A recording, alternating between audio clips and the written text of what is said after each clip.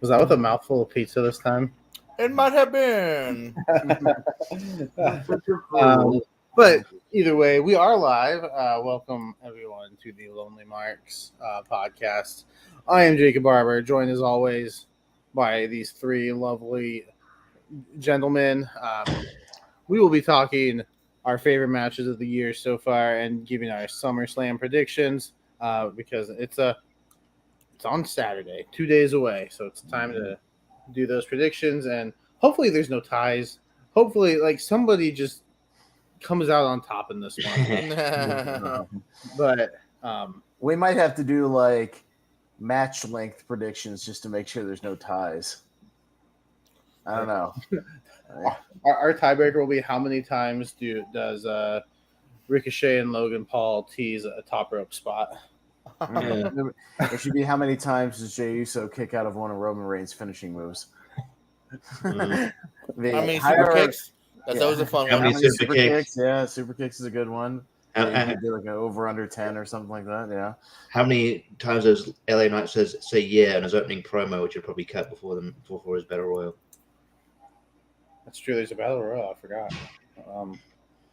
We're giving us all a good answer to who's going to win that random match. Yeah, obviously. That's going to be the tiebreaker. Let's be honest. If somebody can predict that correctly, they'll win. But we're getting ahead of ourselves because we're not at SummerSlam yet. I haven't even introduced you lovely people yet. First up, it's Austin. Austin, how's it going? I'm first. Oh, hi. How's it going? Yeah. I don't like people to assume that I'm just going to go in order. Oh, okay. I like to throw some chaos, and Richie looked very ready to go, and now he's disappointed. Well, I like wrestling. Good Austin. I watch wrestling sometimes. All right. Also, Jordan's here. Oh, bye, Simon. He's not even ready when you got to Jordan. That's why he went to him. He saw him very excited to be here. Food delivery was bad timing. But yeah, there's been some good matches. I'm actually glad we're not doing a top 10 because I don't know if I could have filled out top 10, but I would have been kind of like reaching for other things that I'm not that passionate about. But yeah, SummerSlam is going to be. I think it has potential. So yeah, I agree. And that's it. That's our panel. No, I'm kidding. Richie's here too. Richie, how's it going? Hey, no, it's been. Yeah, I'm also I was over this round table because I was finding it hard to narrow it down to sort of find the top 10 here. But yeah, no, there's still plenty of good matches to discuss. And SummerSlam looks decent, although we'll talk about it. There's some omissions from the card that are interesting. But yeah, a certain omission that was made apparent on Raw on Monday. Yeah, my friend who has tickets because he actually it's Michigan, right? Yeah, Detroit. Yeah, he was born there. His family there. He's going. He was pretty pissed that it got pushed. Yeah, it doesn't make any sense, but maybe it will. Unless someone's like, I hate to say it, it's one of those situations where it's like, I hope someone's hurt, just based on the logic of like, why else would you push it? You know what I mean? Don't fucking tease that shit. Get people who literally that was part of the reason he bought a ticket. This kind of thing. So I feel bad. Again, we'll get into SummerSlam in a little bit. But first, we should have done this like 2 or 3 weeks ago, but it is what it is. It's never a bad time to talk about good matches, so we'll talk about them now. Our favorite matches of 2023 so far, and as you heard, we're not doing a top 10 because that would just take forever. Talking about 40 matches, well, not 40 matches. I'm sure there'd be some crossover, but going through 40, math. 10 times 4 is 40. So we're just going to go about this round table like. So somebody will bring up a match. We'll talk about that match. We'll say whether we liked it or not. We'll move on. We'll do that for a little bit. And that's how the show's going to go. And then we'll move on. And then we'll move on to another part of the show that we've done plenty of times. So, Richie, I introduced you last, so it's only right that you go last. Also, no, I'm kidding. You can go first. You can go first. What's a match that Yeah. a 2023 match that you would like to talk about? All right. Why not we go to? I mean, it's a new show, so why not we go to a collision match, which was the 2 out of 3 falls match between the Bullet Club Gold, which sounds like a multi-level marketing scheme. I don't like the text. I don't like the name of that text. Yeah, of Jay White and Juice Robinson. Versus FTR, because of course the FTR have to have a match on this list every year apparently because they're awesome. So yeah, this match was great.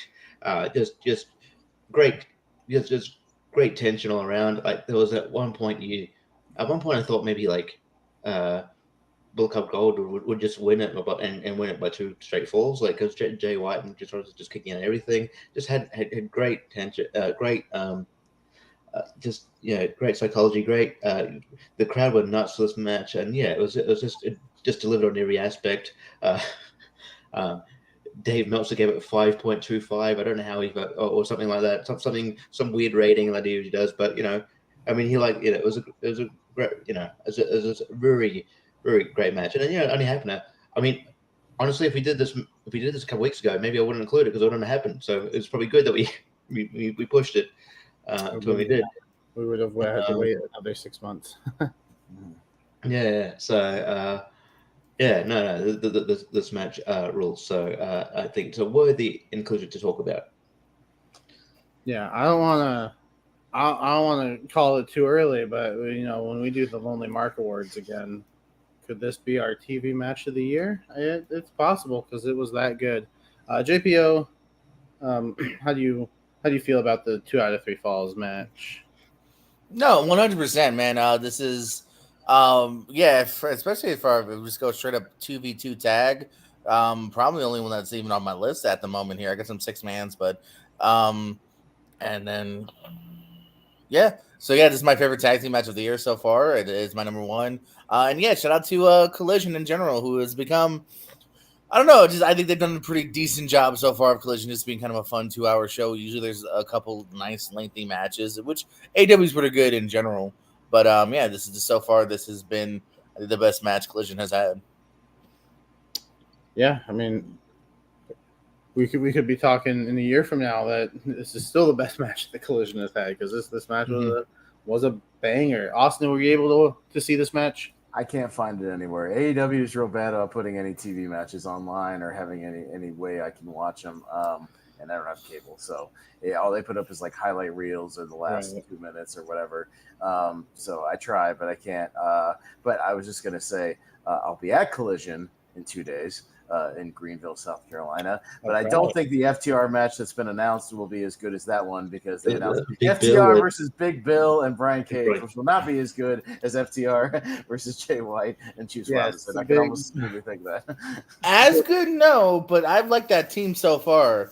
That's one of those teams that only did that for that blind, tournament that they've actually kind of kept since. So yeah, I actually think it might be good. Is it going to be this? No, I mean that's just unfair. No. But yeah, and you do get like CM Punk and Ricky Starks with Ricky Steamboat there, so that's pretty good. That's with pretty good. A possible Ricky Steamboat heel turn, which is what I'm thinking might actually happen. What? Ricky and Ricky. Maybe. Although I'm confused because initially I was like, oh, we need a special guest referee, and then like when they went down Collision, they're like. And Ricky Steamboat as a outside official. I'm like, what does that mean? I thought it was his referee. But now he's an outside official. What does that mean? Anyway? Oh, is that the gimmick now? Yeah, but initially they did say special guest ref, and now for sure. Yeah, I thought he was just the ref, but he's outside making sure there's no shenanigans. So he's like an enforcer or something now. Okay, right. As long as he doesn't pull a Sabu and is just involved for 2 minutes, and then we never see him again. So he's like Mike Tyson was at WrestleMania. All right, sounds good. FTR Bullet Club Gold, the BCG. We're gonna build to a BCC versus BCG. We have to. It's just the letters fit. But no, this one was good. Didn't get to watch it live. I did watch it a few days later, and which was good because I could fast forward through the commercials when there wasn't picture in picture. So it's an hour long, but it moves quick. Yeah, like Richie said, there was that second fall where Jay White was just kicking out of everything, which is I think that's a unique choice. Usually that's the last fall, where people start kicking out of everything, but they did it for the second fall, and the second and third falls were actually pretty close together, whereas usually that third one sometimes it'll take a little longer to get to. So I like the pace of the match. I like the way they spread the falls out. It was nice. You thought maybe we were going to get to that time limit draw, but they gave us a finish, which I liked. I don't like these like non-finishes, these draws when there's a time limit. It's like, no, just give me a finish. One of these teams needs to win. Like just book a winner, please. I remember they did that with was it Kenny Omega and Bryan Danielson, and then Bryan Danielson and Paige. They did it with Adam Cole and MJF. Like, no, just stop and just let someone win. Sometimes it makes sense, but I feel like AEW does it quite a bit. No, good choice. Austin, do you have a match that's just you're ready to talk about it? Yeah, no, I did put together a list of some stuff from the pay-per-views that I saw, but I also watched a couple of things today, actually. Some things I was able to find online and a couple other matches that I saw in Reddit threads and things like that. So I'll talk about a match I really loved that I watched like 2 hours ago. I thought it was fucking awesome. Ilya Dragunov and Dijak from Battleground, last man standing match. That match ruled. That match was the shit. And Ilya Dragunov is one of those guys that, I watch when I can, at least in the bigger matches he does, because I feel like he's one of the best, like, small guy versus, like, especially when he's up against like a bigger guy, because he's believable in his fire, and that you legitimately believe he's out of his mind and he's nuts. And I love his facial expressions, and his selling is great. His matches legitimately look like he's fighting for his life, and those are some of my favorite matches when it's like somebody that legit looks like they're in a fight for survival. And this match was totally that. Dijak beat the shit out of him, but like Dragunov was able to just use his size and his craziness to like fight back. There's a great spot where Dijak, he's like holding up a table like he's gonna set one up on the outside, and Dragunov just cannonballs himself into the table through it and knocks him down, and then the table like fell on his face somehow and like cut his chin open. He was like bleeding the rest of the match, but it was awesome. And there's bits where like Dijak had him like tied up in the corner and was just killing him with a kendo stick to his chest and his stomach, and it was nuts. But like, and he looked like he'd been in a car wreck. Like, this match was nuts. It was awesome. I love Dragunov, and this match further confirms why he absolutely needs to be the guy that I've predicted to take down Gunther, because they have to have that third match, and they have a history, and he's best when he's getting the shit kicked out of him, but then still, you can't put him down, and he fights back for a comeback, and it's great. So, go back and watch that match if you missed it from NXT Battleground. It was awesome. Love this match. Yeah, I did miss it, but I've been missing a lot of NXT, actually. I need to go back and catch up, because even the most recent one that they did, I've heard there was some decent matches on it. So, Ricky, Jordan, either of you catch this match? You go, Jordan. Okay. Let me see. You just running over me. No. I was actually going to say, I know Pez is not alone, actually, in the hopes that maybe Ilya will get called up and be the one to fight Gunther, maybe take the title from him. These two have been kind of, to me, the MVPs of NXT. They always deliver. Dijak in general, man, like, I really hope this dude gets a second chance on the main roster, because he was doing some fun stuff before fucking T-Bar and Retribution, and he's been doing some fun stuff since, man. Another honorable mention, just to kind of piggyback off this, him and Wes Lee also had like a really good match, another one of their specials. So Dijak's a good dude that can like have a heavyweight match with a Keith Lee, but then also work with these smaller guys. Like, Dijak's pretty good too, man. So I hope both these guys find some more success. It's a good one. And Dijak gets into wars too. Like you mentioned, the Wes Lee one, he broke his finger in that match. It was fucking gnarly. I did watch this match. It was, there might be more recent. Ilya Dragunov might bring up later as well.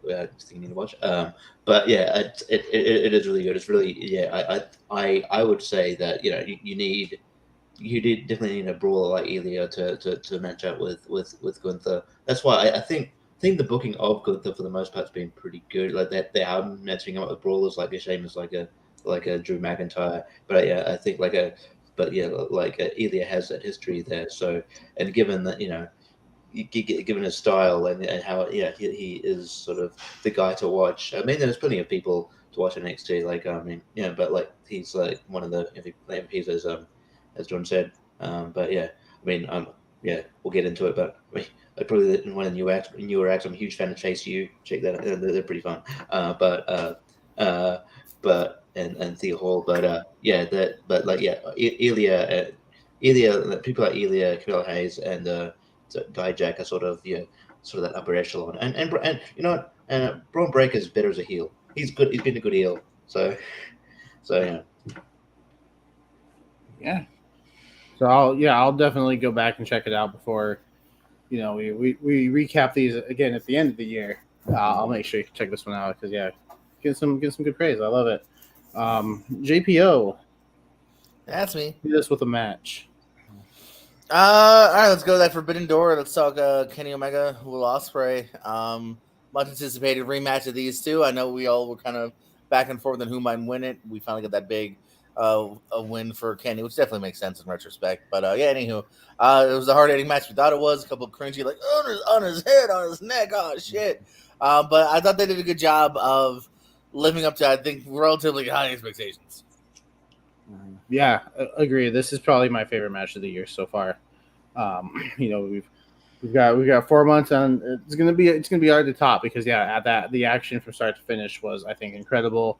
The false finish. There was a time where I thought Ospreay was winning. I thought it was I thought it was done, and then I think we got like another 3 or 4 minutes after that. After Don Callis got involved. Just good action, much anticipated. They had a lot to live up to, and I think they exceeded expectations. I thought this match was a banger. This was I think this was one that a few of us were able to watch together. Were you part of that, Austin? Yeah. I watched it. I watched it. No, the only one that never hangs out with us is Richie. Oh, that's right. Only on Thursdays at 10:00. Yep. Here live on the Movie Hero Network. To be fair, it would be like 4 a.m. for him over there to watch it live. So I don't know. He's awake. He's just there with friends and loved ones, and he watches it later. You can't call yourself a lonely mark and then be with loved ones and friends. You could be lonely and around company. That's called depression. Anyway, Austin, what did you think of? I mean, can we go ahead and lump in the other one and just talk about the other one? Because I caught up with the Wrestle Kingdom match as well today. Go for it. And because I think it ties in, obviously, because this was a big rematch from that. Just happening in AEW instead of New Japan. I know this one was rated higher, I guess, but Dave, or the Wrestle Kingdom one was, because it's in the Tokyo Dome, so of course it's going to be rated higher. But I think the Forbidden Door one had a better story, and I like the story of that match better. I like Ospreay's kind of fire in that one a little more. He kind of did some similar stuff in the Japan match, but and don't get me wrong, that Japan match was great. I really enjoyed it, but this one I think at Forbidden Door had just that magic and that fire, and the crowd was like super nuts for it, and it had those really fun kind of false finishes. And we didn't know where it was gonna end up. There was that minute where we all like some really great false finishes where we thought Will was gonna pull it out, and then Kenny did. So I'm looking forward to whenever they do the third match, which, it's not going to happen. I wish it would happen at Wembley. That'd be a great spot for it, for Will's hometown to get a big win, or, home country or whatever, to get a big win there in front of 80,000 people. And I'm sure they would be nuts for it, but that's probably not going to happen. That's kind of a shame because I think it really does need to happen in England. But when we get it, whenever we do get it, I think it'll be great. And these guys have pretty fire chemistry. So, definitely one of my favorites of the year so far as well. Yeah. Go ahead, Richie. Yeah, it's definitely a sort of I mean, and obviously it's not the not a slight on anyone. It's obvious. It is sort of hedged. It's no slight on the tag match brought up, but this is definitely the match that I think met or maybe even defied some expectations. Yeah, this was really good. These two work really well together. Yeah, even making it look like some dangerous spots are more dangerous than they are. Like the one we're talking about where it looked like he landed on his head. Kenny made it land on his shoulder, but they made it look really sick. They made it look sick. And it was really, really cool. Yeah, like the story. I think Kevin, like the commentator is really good in this match. Like Kevin Kelly is really, really good. Like just telling the story that like how he is Will Ospreay sort of going back to his sort of like high flying style aerial routes to try and beat Kenny, like the aerial assassin or whatever. Yeah, and just sort of more sort of ruthless. And yeah, I mean, look, the rumor match of Will Ospreay, Chris Jericho. I'm not saying that's going to be bad. I'm sure it'll be pretty good. It's still a high profile match for Will Ospreay, but yeah, it makes too much sense not to do. Will Ospreay, Kenny Omega. I thought that was just that was the obvious match to do here, but I don't know. Maybe no dirt sheets can be wrong before, so maybe they're wrong here. But it just feels like it's such a missed opportunity if they don't go that route. But yeah, this match ruled, and yeah, like everything about it worked. So yeah, worthy inclusion. And it's probably number one at the moment. Yeah. Well, they're making it out to us by giving us Rob Van Dam versus Jungle Boy, so that's going to be great. Is that real? Did I miss Yeah. RVD showed up on AEW last night because Jack Perry was calling out Jerry Lynn, but Jerry Lynn can't go anymore, so he called a friend who also happened to wrestle in ECW. So yeah, and he came out to Pantera. He came out to Walk by Pantera. Yeah. Really? Oh, that's nice. I popped actually to that. Nice. More than like Robin in general. I popped to the song more. I was all for it. Well, that crowd knows ECW, knows history and stuff like that. That's why they know, Danielson coming out the Final Countdown. I mean, they know that stuff. I knew something was going to happen, man, because I did a seminar a couple years back with Jerry Lynn, and he like ran the ropes for like a second, and then because I was filming it, and he turned to me and he's like, "Hey, don't air that. My wife will kill me if she sees me bumping or moving around." Yeah. Like, and that was a few years back. Like, so I was like, "There's no way he's like gonna do this like crazy bump or anything with or a match." So, so is that happening on Dynamite or is that happening on the pay-per-view? I don't think Did they book it? Yeah. Oh no, that's official. Okay. Match graphic official. Oh yeah. Okay. I just watched the segment that aired on that they showed on YouTube, so I didn't. Yeah, and I didn't mean to be harsh because I know that happens when you get older. I'm like, RVD looking a bit bigger. Hey, honestly though, dude, you look at his last TNA run, he's looking better. He looks more in shape than that. He looks more motivated than that. He's got less of a chin. Like, he's actually in the best shape he's been in about 5 years. Yeah, he feels more motivated than that already. But yes, yes, no, it should be decent. Yeah, that was fun. But I for some reason I didn't even think of RVD like could come. I'm like, oh yeah, he's probably one of the only people in the ECW that's active. Like my friend I was talking on the phone was like, oh, Rhino. I'm like, well, no, he's in an Impact, so I don't think it'd make as much of an impact. But yeah.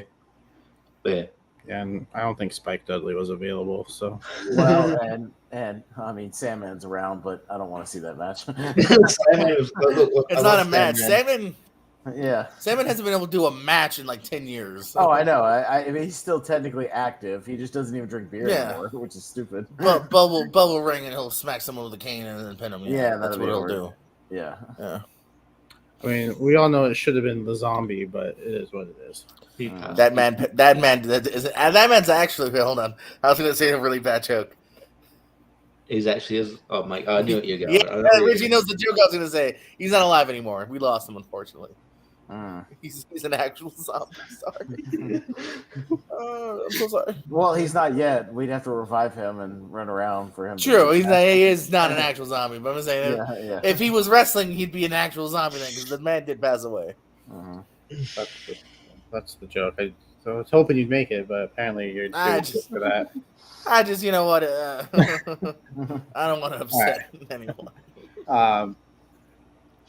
So every year I kind of like to showcase a match that kind of surprises me. It's not supposed to be as good as it was. We had a Sami Zayn and Johnny Knoxville. I knew going in this match could be decent because even though he's a celebrity, he's shown some promise. It's my favorite match from Backlash. Bad Bunny and Damian Priest. This match was awesome. Bad Bunny delivered. The Puerto Rico crowd definitely played a part because they were into it and they were hyped. They were behind Bad Bunny 100%. Some nice run-ins, which didn't feel overbooked. I think even though there was a lot of people that eventually were part of this match, it didn't feel like it was too much. Some nice pops for Savio Vega, Carlito, which come on, let's see. Don't wait till the Royal Rumble for him to return. Let's just go ahead and do it now. Bring him back. Why can't he be part of the LWO? He fits right in, right? Yeah. Yeah, I mean, I think that works naturally, and he can start having tag matches or whatever. Like, just get him in there. Like, he's in crazy shape. He's a veteran. He could help. He could help out. I mean, he'd be a perfect. Come up with some fresh matches. Like, I think it'd be great. Yeah, dude's in great shape. Mm-hmm. But yeah, no, this match was great. Exceeded expectations. One of my favorites of the year so far. What do you guys think about Bad Bunny and Damian Priest, Jordan? Yeah, no. In fact, I was hoping you were going to say this actually when you were talking about celebrities, because we could talk a couple celebrity matches. But yeah, as far as just the one that I think had moments and really fun things going on, like I said, the crowd definitely added to it. Yeah, this is honestly a contender for me as well. It's six in my memory bank. It checked off all the boxes. A lot of fun to watch, and yeah, it was a fun match. Yeah, Richie. I feel like this might have. I mean, I don't have a, I'm not privy to obviously backstage stuff, but this could be the match where they finally took notice. Hey, Damian Priest is quite quite important to the guy, and he obviously, if we make him babyface, he could be like the man, a guy that could be like the main guy if we go to Puerto Rico. So I think maybe that could be the emphasis of his babyface tease here and there as well, and putting the money in the bank on him. But in regards to this match, this match is, I think Bad Bunny in general has defied expectations as well. Another guy I'll probably mention later on. But yeah, I guess what makes Bad Bunny and I'll just say Logan Paul work is that they're both, while they're both kind of naturally sort of athletic, they're both general fans. Sometimes you just get celebrities in who are just doing it for a paycheck, and they don't know what's going on. But especially Bad Bunny is like a general fan of wrestling, and yeah, he picked it up really well. The Puerto Rican, it just felt like very different. The Puerto Rican crowd are, starved for wrestling, and they were probably, if you did like the best crowd in wrestling for this year, this would be the best crowd in wrestling this year. This crowd ruled. It was just a great atmosphere. I read that I think they're going back to Puerto Rico to do a Raw. Hopefully they announced they're going back to a pay-per-view. I think Backlash probably should be Puerto Rico's thing for a while. But yeah, it was really good, and kudos to Damian Priest for sort of being able to work with him, and getting out the sort of high profile spot too. And he's a dude that's really leveled up in my opinion as well. But Bad Bunny, I think is I think having him having him sort of on your books, for like a return is only a proof positive to be he brings a lot of people in, and it was really good. So yeah, good choice. Yeah, Austin. Yeah, I think the only minor nitpick I have about that one, to where it may not make my list at the end of the year, is just I think that middle segment where everybody's running out was just a little too long. It goes for 10 minutes, and you kind of forget oh yeah, there's a Bad Bunny Damian Priest match going on here in the middle of this because it just went away from that for so long, and then it like eventually got back and reeled it back in. So I think the match is a little too long, like overall, but it was still really good. Still has my favorite entrance of the year. I think Bad Bunny's entrance with the whole crowd singing the Chambea song is awesome, and just had a big match feel to it. And yeah, like Richie said, I think the difference with guys like Bad Bunny and Logan Paul is it's not. I think they're in it not just to like come in and get themselves over as like their celebrity or whatever, but they're actually trying to have good matches and get good matches over, which is the difference. They're actually coming in trying to have great matches that live up to potential. And yeah, do you need to use Bad Bunny or Logan Paul all the time? No, but I think in the right circumstances, they don't need to be like regulars, but you put them in the right circumstances with the right people. And I think I no longer am like, because even going into that one, I was like, oh, Bad Bunny and Damian Priest, like, is this gonna work? Like, I don't know, because like you've just been kind of like a tag guy or in like a rumble, whatever, just kind of, and like, I think we thought the same thing about Logan Paul, but I think both those guys have proven that they're dedicated to it. They probably, they've been training and practicing and all that, and you can tell like they're into it. So, and they're willing to take bumps and sell and take some abuse and do some stuff, and I'm into it. So.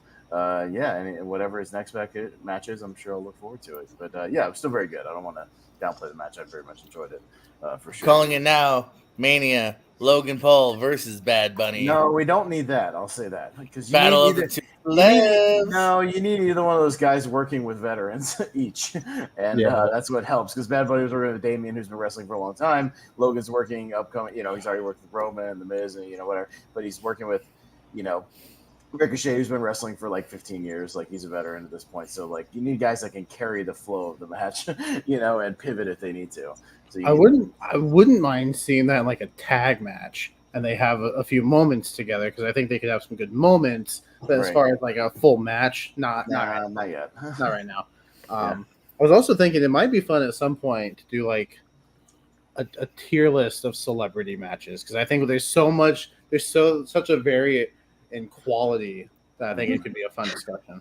That'd be fun. So, but that's celebrity matches is a topic for another time. Right now, it's favorite matches. Richie, what else do you got? Yeah, not sure where this will go because I know for sure one of the people in this panel has seen it, but I'm not sure the other two got around to it. But I'll go into it because I need to get some impact, some love, and I'll go for a match that was insane, which is Steve Macklin at PCO, which is one of the most bonkers matches I've seen in a long time. I've seen images. I've seen images. Yeah, which is at was that Under Siege. And so this, we talked about before. There's so at one point Steve Macklin staples PCO's mouth shut, and so he gets like he gets pliers and just rips him out. Steve Macklin is bleeding to the point where it's like when I was thinking Judgment Day 2004 where Eddie Guerrero got busted open, but like he hit like a bit of like an artery, and so he was like bleeding way too much, and so like all through this match, even in like the angle at the end, like Steve Macklin's just dripping. He doesn't stop bleeding. It's really, but this match is insane, and it's so entertaining. And I do worry for PCO every time I see him because that dude's man like that. Talk about Darby Allin, but the PCO is, PCO is mental. I love the dude, but he's it is a crazy dude, and this match is a sight to behold. So I have to bring it up. That's definitely not the one that stuck with me. maybe not the most technical match that Impact's had, but this match rules for other reasons. But yes, so I'll bring PCO Steve Macklin. Yeah, I haven't seen it yet. I'll go to the other person you were probably referring to. Austin, have you seen this match? No. No, okay. So JPO, I haven't seen any Impact matches from this year. I think the only last Impact match I watched was when we did our best of thing last year, and I watched that Mike Bailey like 60-minute match or whatever. Mm-hmm. Yeah, I watched that. That's the last Impact match I watched because unless they upload it, I can't see it. Which I don't think they've uploaded this one fully. So I haven't seen it. So JPO. Yeah, no, me and Richie had talked about this when it first came out because it really is, and we've seen everything as wrestling fans to a degree, but it really is like a mind boggling, like scratching match when he literally staples his lips shut, and like Richie said too, man. Shout out to Macklin, who was a B-level tag mid-card guy who I see real star power in, and like I'm not surprised he's a former world champion. Like I called that last year. I'm like, that dude's not making out of 2023 without being world champion. And I think we only scratched the surface because I think they maybe pivoted elsewhere for whatever reasons. But I think we're gonna have him be the champ again sooner or later. And like you said too, he not only was the dude like bleeding, but it was like scary amounts of bleeding in a 20-minute match, and he's bleeding, I think, at like the 4-minute mark too. So it's like it's for the majority of the match too, to the point where you're just like, just wrap it up. This is not even an A pay-per-view. Wrap it up. Wrap it up and then wrap it up. And then wrap it up. Yeah, they're doing an angle at the end with Scott D'Amore, and he's still dripping. Like it's still leaking. It's still. I'm like, dude, he's gonna pass out. I'll have to look it up and see if maybe somebody else uploaded it. I've tried to find it, but all I can find is people talking about it or like a couple of highlight reels. Nobody's uploaded it yet, so maybe eventually they will, but I can't find it right now. Yeah, because that sounds insane, and it sounds like I would love every minute of it. But Austin, what's the match that you possibly loved every minute of? So another match I watched yesterday that I saw pop up on some different Reddit threads and things that I watched. I love matches where people just beat the shit out of each other for like 20 minutes or 30 minutes. People just pounding each other, kicking each other, forearming each other, chopping each other. And I got all of that and more with Kento Miyahara versus Katsuhiko Nakajima in Pro Wrestling Noah from fairly recently. I don't know if you guys have heard of this one, but it's Miyahara and Nakajima. These guys for 30 minutes beat the ever-loving shit out of each other. And apparently they hadn't had a match in like 10 years. They've had matches before. And my God, did these two beat the snot out of each other for like 30 minutes. Just some of the most brutal, just like boots to the face, kicks to the chest, knees to the face, chop battles, like I said, everything, as brutal you could do to each other without weapons that I've ever seen. And like, yeah, this match is nuts. These two guys just absolutely killed each other for 30 minutes.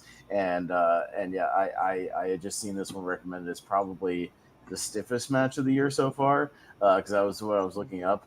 And yeah, if you guys haven't seen this one yet, it's on YouTube. They've actually put it on the Noah channel, and it actually has like I don't know where it aired or where they put it, but it has like two Brits kind of doing commentary for it. So I don't know if it was like a syndicated Noah show or something like that. I don't know. But yeah, it was.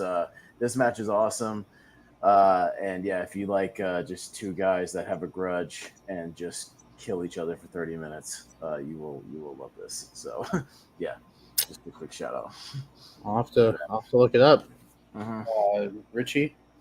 Yeah, I haven't seen it. I know of it. I haven't watched it yet though, so I'll go check it out. Probably maybe after this stream. Yeah. JPO? Well, that's it. Miyahara versus Nakajima from Pro Wrestling Noah.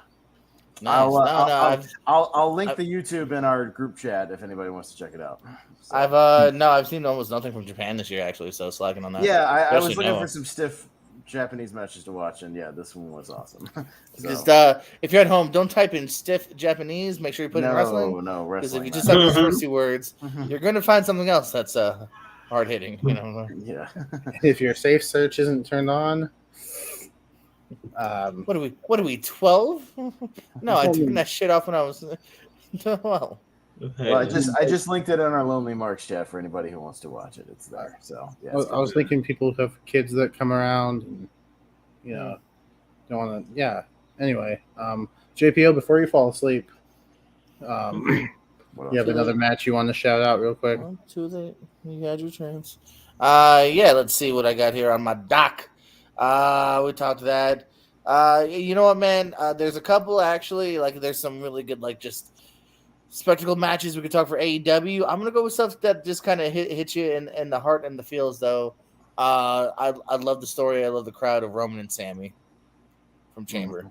You know what I mean? This is one of those ones, along with Cody and Mania. You could argue you could have done the turn or the title drop if you wanted to. Sammy is so over at this point. The story is really fun here. It's part of the best long-term storytelling we've seen, maybe ever, legitimately ever. So yeah, this was a lot of fun. Agreed. Austin, what did you think of Sammy? And Yeah, no, that one was good. I think just the only thing that keeps it maybe from being as memorable as some of the other Bloodline matches is the fact that Sammy didn't go over, and you can kind of hear the wind get sucked out of the Montreal arena, at the very end when he doesn't.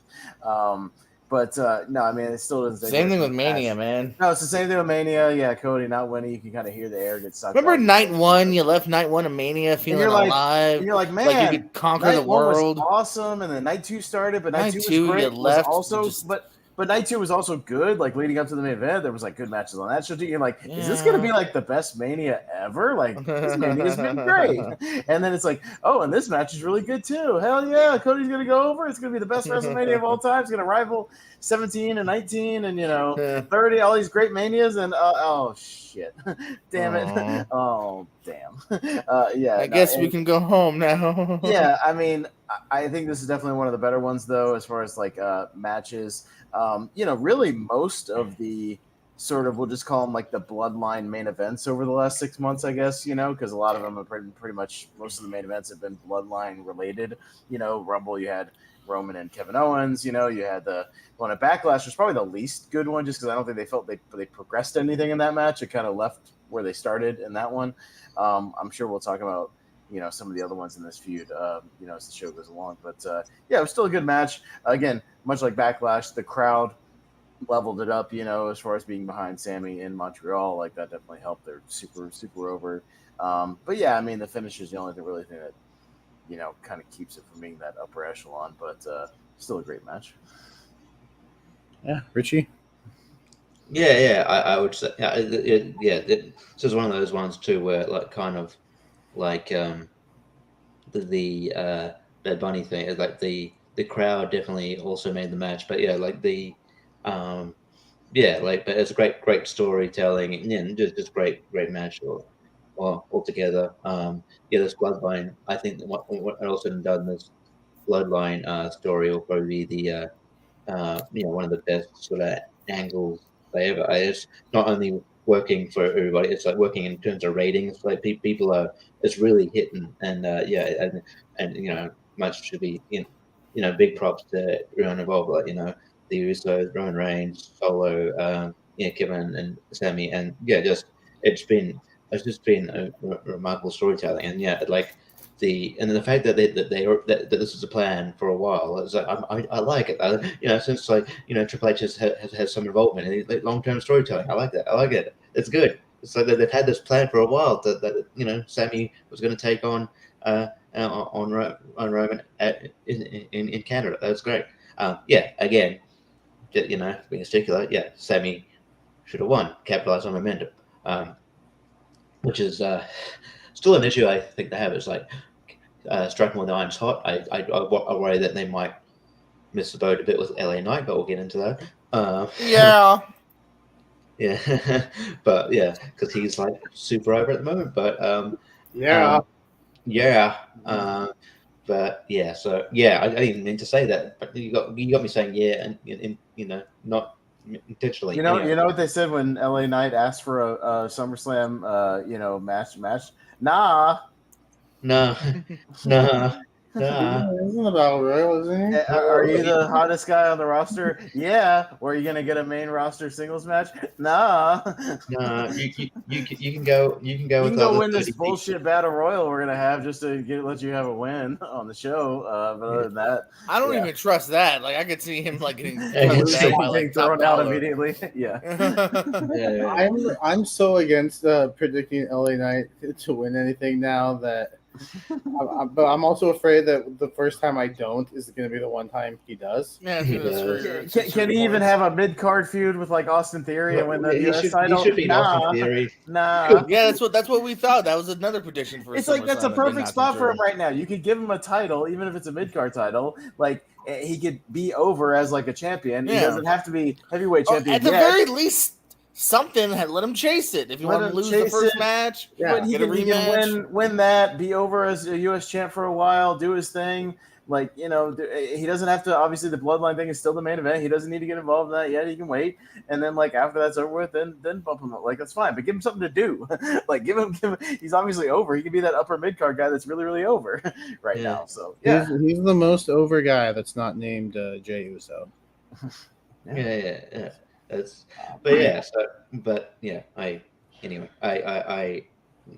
I fully agree. Except for the ending. Yeah, the Sammy and Roman. As we talked about. Yeah. All right. So I think I'll shout out one more, and then we can just before we get into our SummerSlam predictions, just rapid fire off a few more that we want. That way we don't go too long because I have to be at work at 6:00 in the morning. So me too. I don't want to go too late. And Austin's 3 hours wake ahead up of and me, see so turtles in the and that's way earlier than even you. So yes, yeah. But I'm gonna shout out my favorite match from WrestleMania. Rhea Ripley and Charlotte. I thought this match was fantastic. Had this ended up, there were people saying, "Oh yeah, Charlotte and Rhea because the women are going to main event night one." I mean, and had this bit closed out the show, I would have been okay with it because if that's how you're going to end the show, I'm all for it. But yeah, just great action. Rhea was so over at this time, still is. But I think WrestleMania was kind of like peak Rhea Ripley for the year so far.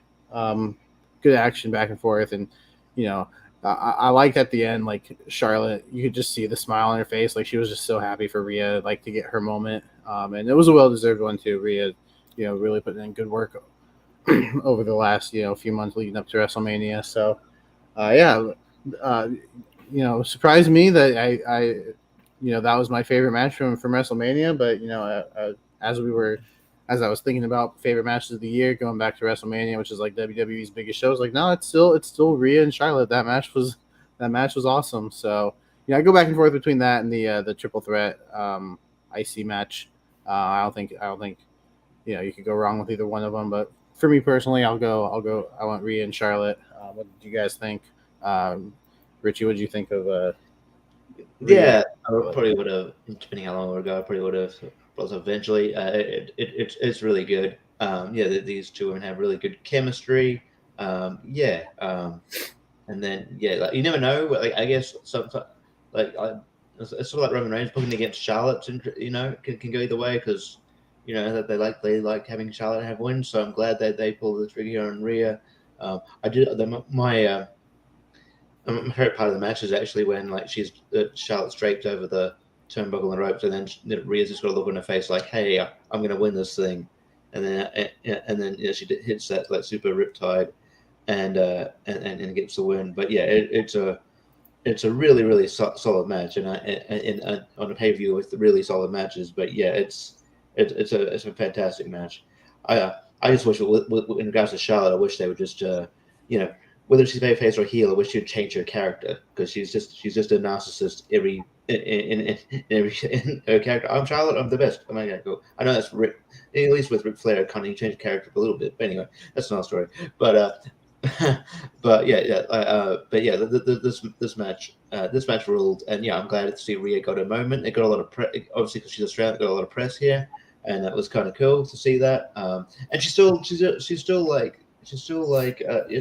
crushing it. I mean, yeah, I don't see anybody who could beat her. Maybe Raquel, but I don't think they're doing that much at SummerSlam now. I don't know. But they should. But anyway, yeah. So yeah, it's good to see. But yeah, this match rule. Yeah, Austin. Yeah, no, it's interesting. Like I was saying, WrestleMania 39 could have been one of the greatest of all time because if you think about it in perspective, had Cody gone over and Roman in the Roman match, you could have potentially had 4 match of the year candidates on that WrestleMania because you had this match that we're talking about here, the Rhea Ripley match, the main event of night 1, the Usos versus Kevin and Sami was awesome. The 3-way match, which I probably was going to bring up next anyway, so we might as well just talk about that one too. But the Gunther, Sheamus, Drew match, which was amazing, and had again Cody gone over, had that ending. Cody and Roman was a great match too. So, like you could have 4 match of the year candidates, which for WrestleMania would have been, almost unprecedented, which would have been great. But yeah, this match, I've seen other people say that this was their favorite match from WrestleMania. And I can't argue with anybody that says either any of those matches were like their favorite from WrestleMania. I can't argue with it because like they were all good. It was great to see her kind of get her moment in the spotlight and get over in an amazing match. So yeah, I can't argue with anybody that puts this as one of their favorites of the year for sure. Yeah, JPO with your cool new glasses now. Yeah, that is a nice little shade of a blue. Yeah, no, I mean this is another great match here. Yeah, that shows you how strong some of the manias were. Yeah, I mean the right ending, but yeah, I don't know what else to add. It's just really good stuff. Yeah. So real quick, I think we'll just we can go around rapid fire some more off. So Rishi, just real quick, what are some more that you just want to highlight real quick? Kenny Omega versus El Vikingo. I think Vikingo is one of the sort of breakouts of the year so far. The match on Dynamite was nuts. Speaking of Bloodline, Usos versus Roman and Solo, really good story.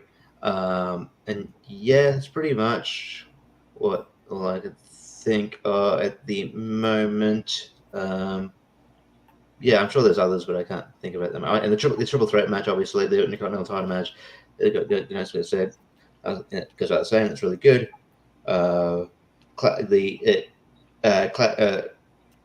Roman and that's pretty much it for now. But yeah. All right, awesome. Yeah, like I said, the WrestleMania triple threat Intercontinental match was awesome. Again, stuff I like, just 3 guys just beating the hell out of each other, and the way they kind of got the crowd into the match over the course of the match was pretty awesome to watch because they started out kind of like sort of not into it, kind of there, and by the end they were at a fever pitch, which was great. The Money in the Bank Bloodline Uso match was good, and in England again. Anytime they went overseas this year so far, all the England stuff was great. Puerto Rico stuff was great. Even the Saudi Arabia crowd this year was great. Yeah, and sometimes they can be real like lukewarm and not into it, but like the crowd they had for that show was awesome. And then I would say the 4-way at Double or Nothing, the MJF, Sammy, Darby Allin, Jungle Boy match, I thought was really, really good as well, and damn near stole the show in that one too. So I really, really like that match as well. So actually, one more I want to throw out there just because I remember MJF and Daniel Bryan. Bryan Danielson from the Iron Man match is really good. JPO. We're just doing the quick shout outs real quick. Nothing too much, man. I did enjoy MJF and Bryan Danielson from the pay-per-view Revolution. Elite and Death Triangle, of course, had the several matches, including that ladder match to end things. Elite and House of Black was also really good from Revolution.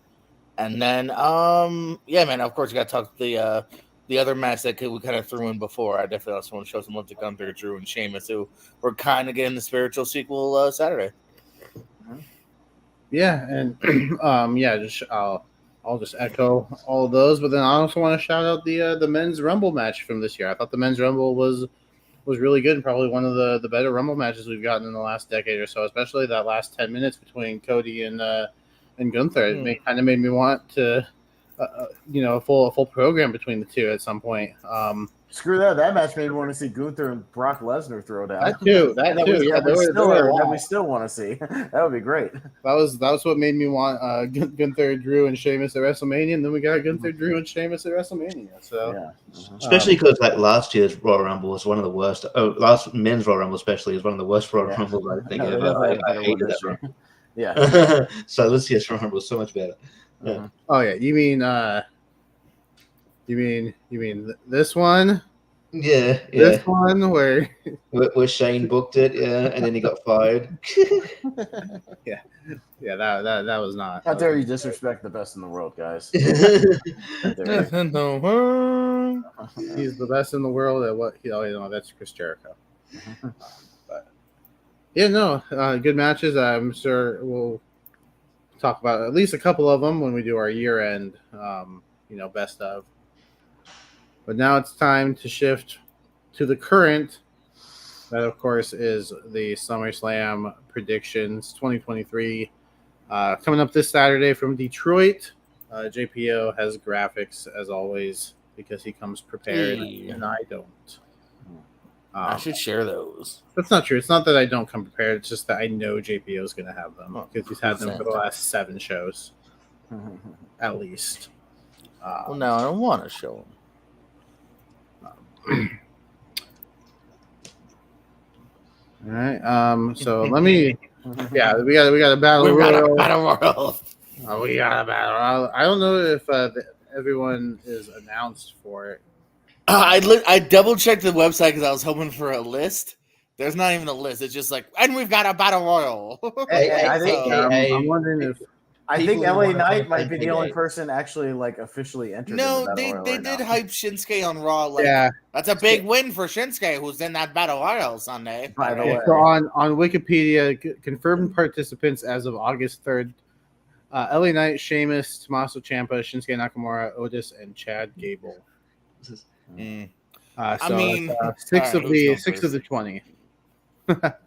Is this battle royal happening at Lethal Leap Year, Jordan? Anyway, that was a. Do we know if this is a kickoff match or is this an actual main show match? They're selling like it's a main show match. Like it's never been called the kickoff battle royal or anything, and they actually have been. It's been I don't even know how many months since there's been a kickoff match. They have not done a kickoff match in a while. All right, and it's so again that could change now. Like I could definitely see there being like everyone low on time. Fucking put the battle royal on, win the kickoff, whatever. But yeah, I feel like this is gonna be on the main pay-per-view. Yeah, it's just the Slim Jim Battle Royal, so the ring is going to be surrounded by Slim Jims.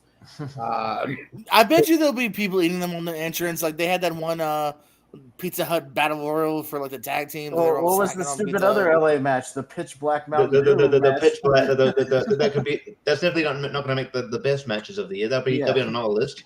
But yeah, disappointing. It feels very WCW-esque, Slim Jim. It's very snap into a Slim Jim. It's in tribute to Macho Man. Dig it. But I like a Slim Jim. I just don't need a match. JPO, do you want to wager a guess as to who's winning the Battle Royal? Yeah, I don't know if anyone. And hey, man, credit to anyone that here wants to be a little ballsy, but I'm gonna just go with the obvious and say LA Knight. No one else really needs a random big singles win, especially the names you just mentioned. I mean, looking back on Money in the Bank, I can even see why. Like, hey, we don't need to put it on him because we can. He can be a big star without it. But like here, give him something, man. He's not even on the damn card. Like, so I don't know. Yeah, it doesn't make sense for anyone but him, in my opinion. But it probably won't be him. But for this, it is. Awesome. Yeah, I mean, usually I'm the guy who will go ballsy and like guess somebody else, but I don't know. Given the fact that we don't even know everybody who's even in it at this point, I'll go with LA Knight because it almost feels like this was booked just to give LA Knight something to do on the card, almost as an apology. Hey, sorry we don't have like a match for you. Just win this random battle royal so you could at least like pose in front of the crowd. It feels like exactly what this match is. If you're not on the show, people are going to be chanting your name all fucking night. Yeah, they're going to be chanting for you to be involved in every match. So we need to give you something to do so you can show up and you can cut a promo. So yeah. I'm trying to think, that's probably why they didn't have him win Money in the Bank because every title match people are going to chant LA Knight. Oh yeah, to come out and like cash in every time somebody's down. Yeah, but yeah, no, instead we get stupid moments like Damian Priest in the ring with Seth Rollins lying on the mat and he doesn't do anything about it. Do something. But yeah, apparently Finn Balor attacking Seth Rollins ruins it. Then they have an argument. No, pin him. Anyway, but it's obvious. Probably LA Knight, unless like someone gets caught up from NXT, but you wouldn't ruin like a debut of Braun Breaker on a random battle royal. Like that's a guy who needs to have a match when he finally. Yeah. Baron Corbin at WrestleMania 32. Which Braun Breaker, who should have been on the roster already since WrestleMania, like why is he still in NXT? Like what the fuck is he still doing there? Speaking of NXT, another match I won't be on the best of. Gabriel Stevenson versus Baron Corbin. Oh, that wasn't great. Yeah, when the crowd is behind Baron Corbin, you might need to work on something. You're not Angle. There you go. And they've been hiding. They've been like this dude, guys. Remember he was like on the draft to Raw. Yeah, in 2021, like 3 years ago. Holy shit! Like, and they trotted him out at like SummerSlam one year, and like, I don't know, dude. Like, again, I'll hold out some hope, and like, he seems like a nice gentleman, but it has not paid off so far. Wasn't he? He was at WrestleMania last year. Yeah, it was. Well, that's what I'm saying. They've already kind of debuted this guy like 4 times. You know, this was finally a match, but damn. And his brother's in NXT, and he's better, Damon Kemp. Yeah, because and who knows? Yeah, maybe he might just be better. Yeah, so maybe he's had more time. But no, I forgot that other dude's been around for, so he really hasn't had more time. Yeah. Anyways, Bronson Reed is winning the Battle Royal, you guys. It's not going to be LA Knight. Yeah. I'm going Bronson Reed. Actually, not big Bronson Reed. It'd probably come down to him and Bronson Reed, to be honest. Big Bronson Reed is going to win this because, LA Knight's not a Vince McMahon guy. He's not a homegrown. Well, Vince McMahon should be worried about getting his house raided, and it's interesting. Well, LA might go over because Vince McMahon might be busy that night with other things. So maybe Triple H will actually be okay. He is a little preoccupied. Yeah, he's a little preoccupied right now. So maybe he'll actually LA Knight will actually go over while he's busy. It's interesting that his house getting raided coincides with him having like spinal surgery. Oh, wait! You're getting your house raided. Oh, my back hurts. Oh, my back. Sorry, my back. Yeah, you got to have surgery. Sorry. This is spinal surgery. Anyway, what's the next match, Jordan? Alrighty, let's scroll on down. The grudge match that has been apparently fast tracked because nobody thought Shayna was turning on Ronda at Money in the Bank, and yet it happened. Austin, who do you got between Ronda and Shayna? Isn't this billed as MMA rules? What does that mean? Yeah. That is a kind of MMA rules match. So are you forbidden in regular matches from doing submissions and punching and kicking your opponent? What's the difference between that and like a regular match? Yeah, because you're not supposed to just straight up punch your opponent, right? Well, yeah, but when was the last time a referee disqualified somebody for punching somebody in the face? No. Exactly. So what's the point? maybe there's going to be 3 rounds. I don't know. Yeah, are we doing European rounds matches? Is that what this is? 3 judges at ringside. Yeah, what are we doing? Taylor Thomas, Macaulay Culkin, and Jim Hansen. They just had the Culkins. Have more Macaulay Culkin, Rory Culkin, and Kieran Culkin. Yeah. For some reason, Paul Giamatti. Yeah. Just why not? Yeah, it's in Detroit, so Eminem will be there. Yeah, Shayna Baszler is going over because Ronda Rousey is going to be her last match in WWE, apparently. So, yeah, because it's like Brock Lesnar and Goldberg. She's piecing out to just leave the company now. So, yeah, all right, bye. See you later. Don't let the door hit you in the ass on the way out. Richie. Yeah, I'm a bit. I mean, like, no disrespect to Shayna. In some disrespect to Ronda, but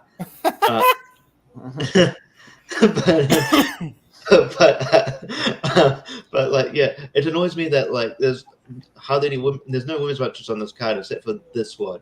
It's just like really you couldn't make room for Becky and Trish, and Raquel and Rhea, but we only got this one. So okay, but yeah, logic would say Shayna wins. I guess they're just doing an MMA rules match because hey, both came from MMA background, but they can still have Shayna's decent enough to carry into a match, but Shayna should win.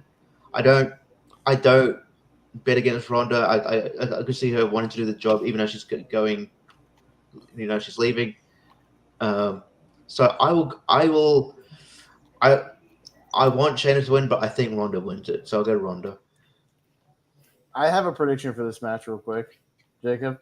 Much like Brock Lesnar and Goldberg, I think because they ex-nayed Raquel and Rhea and Trish and Becky off this card and are not on this card, this match will get booed out of the building from start to finish. I think Ronda will, yeah, at least. I think this whole match will get booed out of the building because of that. And you might get a we want Trish, we want Becky, we want Rhea chance, whatever throughout this whole match, and I think it'll get booed out of the building because of that. Also, who's supposed to be the babyface in this match? I don't know. Who's babyface? I don't know. Is it supposed to be Ronda?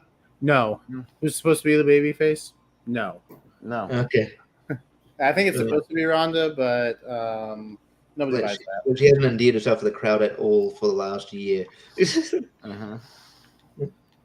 Yeah. I don't care. Because I have to.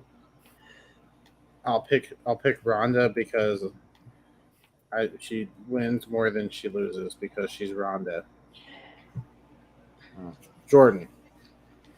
No, I mean, kind of going with what Pez said before. If we're kind of just thinking that this is the end of her, it just makes sense that this is the Shayna big win.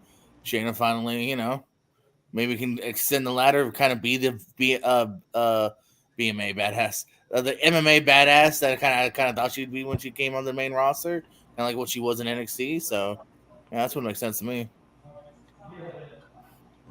Cool. What's next? All right. The one I'm looking forward to the most. Actually, no. Sorry, I take that back. Second most, but still the most.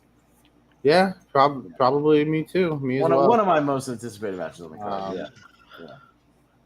I think that I'm really looking forward to all these matches. Actually, I don't think except for Ron and Shayna. The one we just it might. I dug what they did. They tried doing on Raw, like making it matter. Like I don't know. I'm not totally against it. I actually would prefer them just have a wrestling match because I am a wrestling fan. But yeah, that's my thing. I'm a fan of both, but I think MMA in wrestling doesn't work. Like, did you see I think Jake Hager and Wardlow tried to do an MMA rules match on AEW. It sucked. They try to do these MMA things in wrestling. It doesn't work. But anyway, I would have been okay if they made it like a fight pit match or something like that, not just an MMA rules match. But it is what it is. Richie, who do you got between Ricochet and Logan Paul? First of all, I'm going to give my ego up. When we did our WrestleMania, like a sort of a sort of dream card, like for WrestleMania dream card for next year, I put this match on my card. I was like, this is realistically going to happen. It's happening earlier. So, this will be a really good match. I actually think. I think Logan Paul. I think Ricochet is a guy he could go over. Like he's a decent name, but not big enough where it's going to be ridiculous if he does go over. So I think he can go over, and it'll sort of elevate him, and it'll sort of elevate. Elevate Ricochet in the process of being having this high profile thing with Logan Paul. And I'm actually glad that they're actually using Ricochet, and they're actually, even though I think he's going to lose, I think they're using Ricochet. The fact they're using Ricochet in a high-profile spot is good because Ricochet is one of the more talented people on the roster, and I hate to see him either not being used or getting pushed and then losing in 30 seconds to Brock Lesnar. So I'd much prefer him to be in this. I much prefer him to be in this situation. So, I think Logan Paul. I think this is where he wins, but I think it'll be a great match. Yeah, I'm really looking forward to this one as well. I mean, Logan hasn't got a singles win since last year's SummerSlam where he beat The Miz. So I think it's time that he finally wins another one. Otherwise, why are we supposed to care when he comes back? Like, oh, he came back to lose again. Cool. And yeah, like you said, Ricochet, he's somebody that he can go over on. And I don't think it hurts Ricochet because Ricochet is just a really good in-ring performer and somebody that people like to watch. And I think you could say the same about Logan, but I think he's kind of in a more high profile spot just because of who he is. That why are we supposed to care if he comes back just to lose? Like, at least give him a win. I think this is where they give him a win. I'm also going with Logan Paul, JPO. Who do you got? I love Ricochet, man. I would love for him to get the big W. I think he earns it and then has deserved it. Richie just mentioned one of my least favorite title matches is him and Brock. because again, the dude could have at least had like a nice little match, and they just couldn't do it. Yeah, Brock works well with smaller guys. So That's, I don't know. I know that's and Right. like just don't do the match then instead of killing like a hot young up and comer. Right. If you feel the need that like Brock can actually have a match. But again, I just feel like the celebrity. I feel like Logan Paul. I think he's gonna get that big W and move on to something bigger. Probably so Logan Paul. All right, Austin. Yeah, my boy Logan Paul will take the W on this one. Like Jacob said, I think he needs a win. He hasn't had a win in a year. He's had good matches, but yeah, he can go over Ricochet, and it's not gonna. Ricochet loses anyways a lot. Like I like the guy, but it's just gonna be business as usual for Ricochet to win a match or lose a match. So yeah, I'll go with Logan Paul to take the win. My other prediction for this match: they will do crazy stuff. That doesn't count as a bonus point. Okay, bonus point. Yeah. You don't get bonus points for the obvious. Oh, okay. Hopefully Logan Paul doesn't split his head open again. Yeah. Like he did on the table, that scary Spanish fly spot. Right. Yeah, or just tear like a ligament or something, or break his knee like he did in the Roman Reigns. Yeah. Mm-hmm. Yeah. I think Ricochet is turning into one of those guys where every time he's booked, he's like, "Oh, I'm looking forward to that." And when he loses, you're like, "Oh, but that was still a really good match." Yeah. So, yeah, just really good in-ring performer. JPO, what's the next match? We saw it before. Yeah, Drew might win. All right. I can't get out of it now. Hey. Match of the night contender, probably. Drew, Gunther. They're going to beat the snot out of each other for 15 to 18 minutes, and I'm going to love it. And Gunther is going to walk away still the Intercontinental Champion because he has not broken the record yet, and he won't lose it until he does so. JPO? Ooh, damn it! Because Drew also is kind of somebody I feel like kind of needs like a big win, but at the same time, I don't see like this being the most interesting way to get the title off of Gunther. So let's give Gunther another big, solid singles win. So Gunther. Austin? Yeah, no, I still don't see Gunther dropping the title for a while. He's like 30 or 40 days away from the Honky Tonk Man, so they're not going to drop it yet. So he's going to hang on to that true. For a little bit, and but not even just because of that. I think he's just still got the momentum. He's a great sort of fighting champion, and Drew doesn't have to go over if they have a throw down, awesome, beat the shit out of each other match. Like somebody can lose those matches; it doesn't hurt them. Like a great match, both guys will get over. You get the match over, both guys get over. So I'm just looking forward to it. It's myself and Vincent Verhei's favorite type of matches: the big, mean, scary guy, Haas warfare, which is going to be great. And yeah, these two guys will not be scared to beat the hell out of each other. And I predict a chop battle in the middle of this match. That's what I predict. Not a bad prediction. Richie, who do you got? Yeah, I don't think it's as cut and I don't find it as cut and dry just because I think like Drew's coming back from a hiatus. His rumors are he's still negotiating with WWE to kind of stay, since we don't know what his status is going to be come next year. So I don't know, maybe they give him the Intercontinental title to sweeten the deal. However, and this is going to be a great sort of house fight, great brawl. I'm going to enjoy the shit out of it, but I think at the end of the day, while I could, it's not the realm possibility that Drew wins. I still think that like you said, so that you don't hype up his records to have him just not to narrowly not beat the you don't hype up his records to not have him be the top guy. So with those records, so I think Gunther wins, but I could see it going either way. Yeah, all right. So it's two sweeps in a row here. Logan Paul, Gunther. Maybe the next match we'll see some variety. And I just want to see Gunther and Dragunov again because I liked in their matches that they were just yelling in their languages at each other. I just thought that was fun. Like Gunther was just yelling at him in German, and Ilya was yelling at him in German. Like they're just back and forth. It felt real. Oh. You know? Like that was Pick fun. a match, Hey. GPO. Well, it says a lot about the booking the women that I forgot about this match. Yeah, I totally. I was like, was it Ronda or Shayna one the only women's match on the show? No, I think they've done an okay job of booking this. I think this one might be one of the harder ones to predict on the night. JPO, what do you think? Because you go first on this one, and I have some time to think. I know. I wanted to hear what you thought. Because, this is, I feel pretty evenly placed here. In third place, I'm going to work my way backwards. I think is Bianca. I don't feel like her just taking it back off Asuka would make sense. And she had a nice ass lengthy reign, so let her kind of chill on the side. Lose I was wondering what you were going to say then. She's got a nice ass. No, nice ass lengthy reign as champ. Cause you have a dirty mind, Richie. But speaking of nice asses, it's JPO. And Charlotte does win a lot. This is SummerSlam. I'm gonna go and make my semi-bold prediction. Say Charlotte wins the title here. All right, Austin. So yeah, Charlotte wins a lot, so she doesn't need it. Bianca had the title for a year, so she doesn't need it.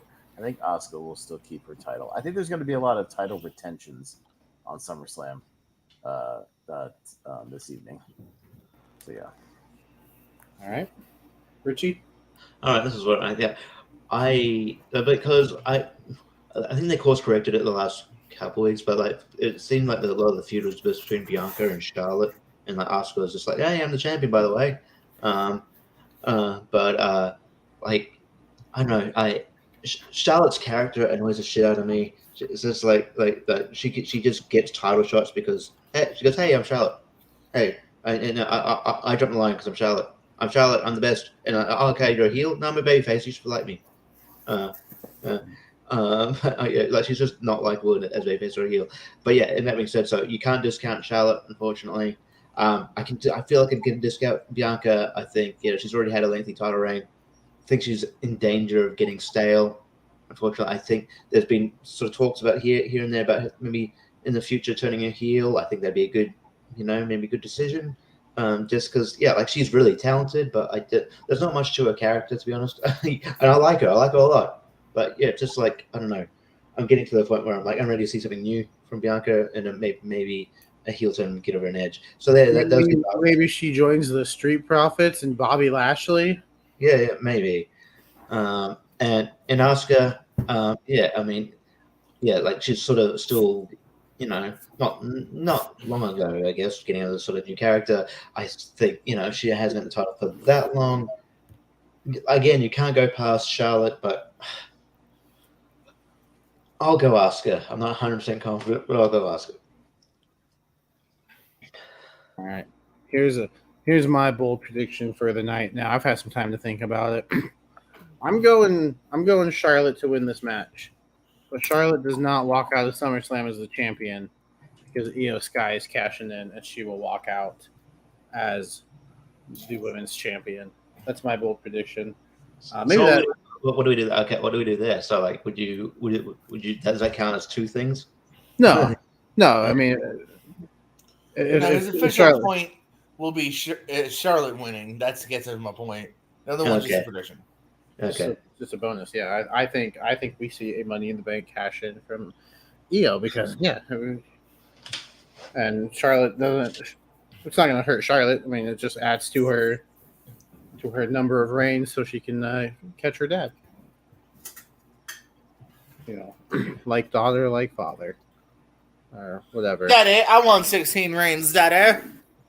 I want it now. Want it now. Thanks.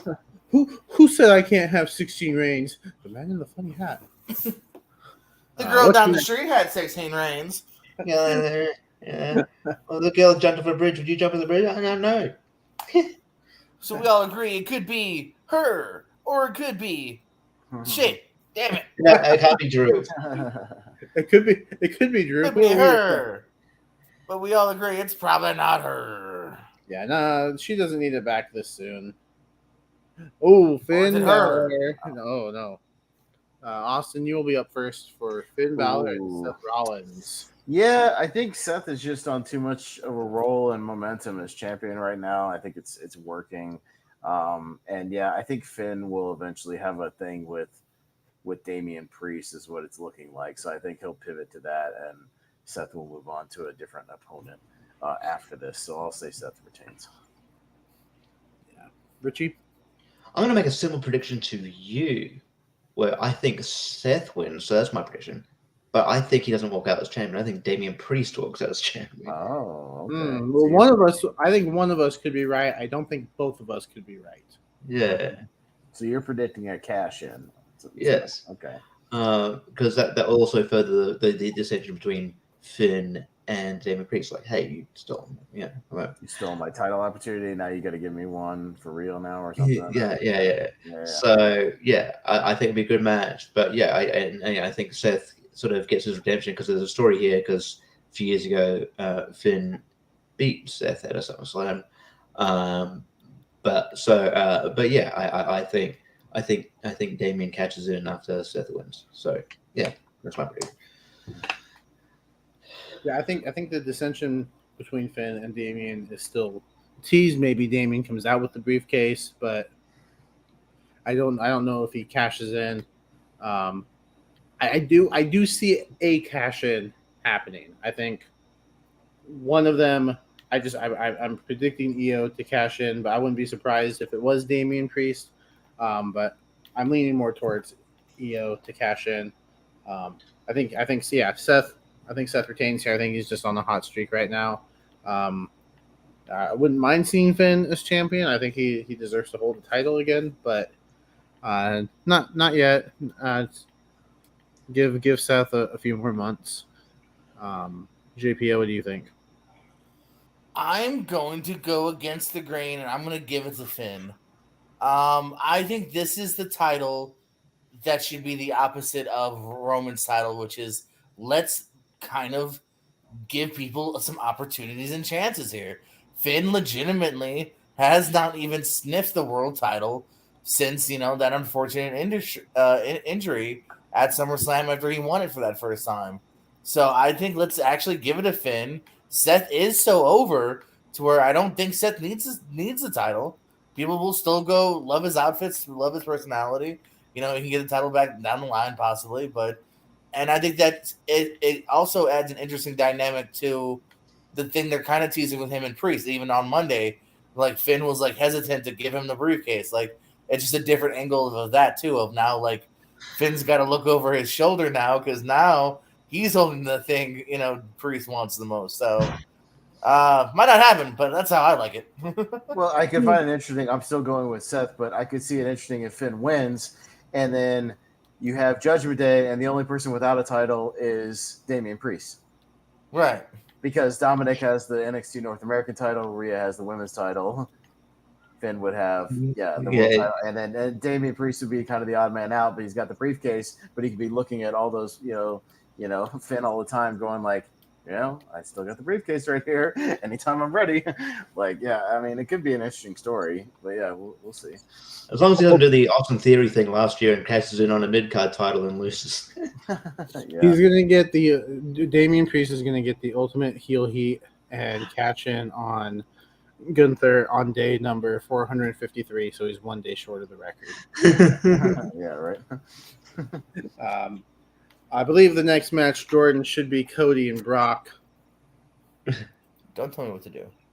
Yes. Cody and Brock. In a normal match. What the fuck? Brock. And just and get this, a match. No stipulation, no gimmick, no nothing. Just we're gonna have another match. Okay, not in a submission, not an I quit, not a first blood, nothing. Just a match. Yeah. You broke my arm. Let's chain wrestle. Yeah, let's make sure we lock up in the middle Let's of the wrestle ring. with rules. Let's adhere to rules. Yeah, I want to fight you in a regular match. Who do you got, Richie? Yeah, oh man, like yeah, that makes no sense. It made no sense that they didn't have any stipulation last time. Like, there's supposed to be a blood feud, and they have just been having normal matches all the way through. It's kind of been annoying. First blood. It makes so much sense. Just do first blood, and then you can make somebody bleed for the finish. It would make so much sense. Yeah. Oh my god. Jeez. It's right They there, don't sitting in front of bleed. you. They don't bleed. Yeah. Yeah. I guess I'm guessing this. I'm thinking this will be the blow off, but you never know with WWE. So if it's a blow off like I'm thinking it is, I would say Cody, and he moves on to other things. Maybe they kind of plant the seeds here for what I eventually think is going to be, going back to a Roman, although kind of we'll get to it eventually. We'll get to it and play the next match. But I think Cody, because I mean, Brock will always be around for a little bit longer, but I don't know what else you do with Brock at this point. I just think Cody will sort of, as part of his finish the story thing, he'll conquer Brock Lesnar. There might be someone else that gets in his way, but in the meantime, but yeah, I think it'll probably lead back to Roman Reigns or maybe Seth Rollins. They've teased that enough times. But I'm more than likely Roman Reigns. There's more of a story there, so I'll go Cody.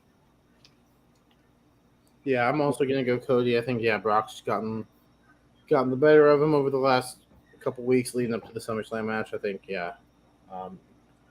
and Cody could use the win more than Brock. Brock's just kind of, I think his career's winding down. I don't know when he's gonna hang it up. I remember reading somewhere like you won't know when he's had his last match. He's just gonna have it, and he's just gonna be away.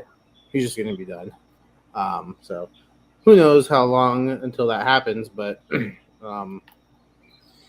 Cody, he needs to finish the story, and I think starts with Brock, and then I wouldn't mind seeing them rekindle the Cody Seth feud. Not for like a whole not for a series of 3 matches, but maybe a match for the title. I think could be good. But yeah, I'm gonna take Cody here. Jordan, who do you got? This one's tough, but kind of going along with what everyone said here. Like Brock has looked like not the better, but he's kind of dominated in the last couple of times, for angle wise. So, give Cody the nice big win. Yeah, Austin. Yeah, I'll also go with Cody only because I think Brock's still pretty much kind of a part-time guy. He kind of has been for the last couple of years. I think Cody will get over on him. Brock will kind of disappear for a little while, maybe until the Rumble or Survivor Series or something like that. Just kind of, because he likes to take his time off for a little while in between big matches, and then he'll come back and start something up with somebody else, maybe around the end of the year, Rumble time or something like that, and build something for Mania. So, Cody will win, and Brock will go hunting for a couple months up in Canada. Yeah, up in Canada. So, yeah. But shout out to Brock. I think Money in the Bank was the only pay-per-view so far that he's missed this year. So he's actually. I like how we have to. I get it, but I like how we have to congratulate the wrestler for showing up to the wrestling shows. Good for Brock.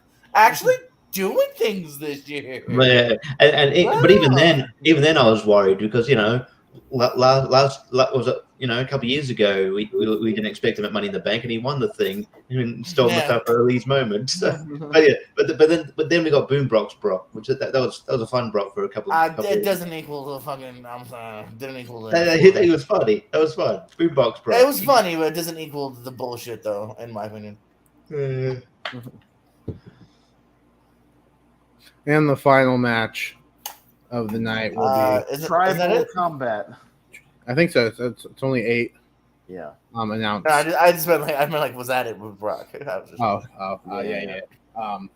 Tribal Combat. Jey Uso, Roman Reigns. Kind of full circle here because I'm pretty sure Jey was his first opponent after he won the title 3 years ago. Just about 3 years ago because it was right after SummerSlam when he returned, took the title from The Fiend and Braun Strowman, and feuded with Jey. Had some great matches, I think. That I Quit Hell in a Cell was was really good. And yeah, this one I think is tough because there's been so many times where I thought they were going to pull the trigger on the opponent, and they just don't. And they've failed to do it twice this year alone. And I thought they were going to pull it on Drew at Clash of the Castle, and they didn't. So that makes it tough.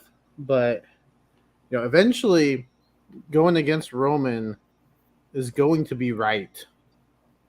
You know what? Maybe I'll just do it until it happens. I'm gonna go with Jey Uso to win here. Jordan. Cody's story's still not done. Come on, guys. He's doing it for his dad. So yeah, I love the story. I think this will be a good match, but I think shenanigans are going to happen. I think we might even see the other Uso maybe betray his brother. I don't know. I'm intrigued, but I think Roman is going to do what Roman does, which is retain that title. Austin?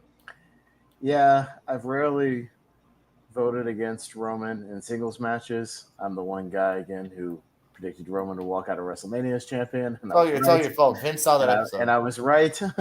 And so it's hard for me to vote against Roman in singles matches.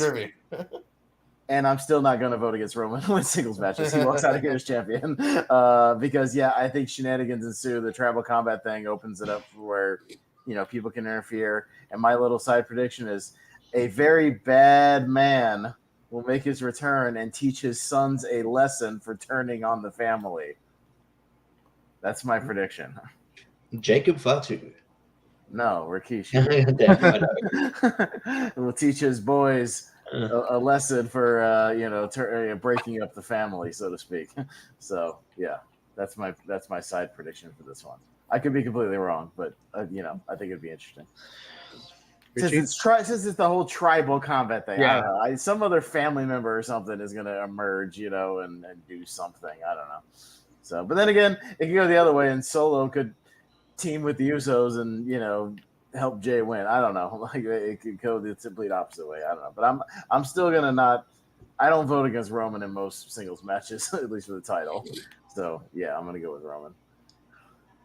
Yep. Yeah. The thing is, okay, like I know Cody hasn't finished his story, but the bloodline is so much sorry, Cody. The bloodline thing is so much more enthralling than Cody's story.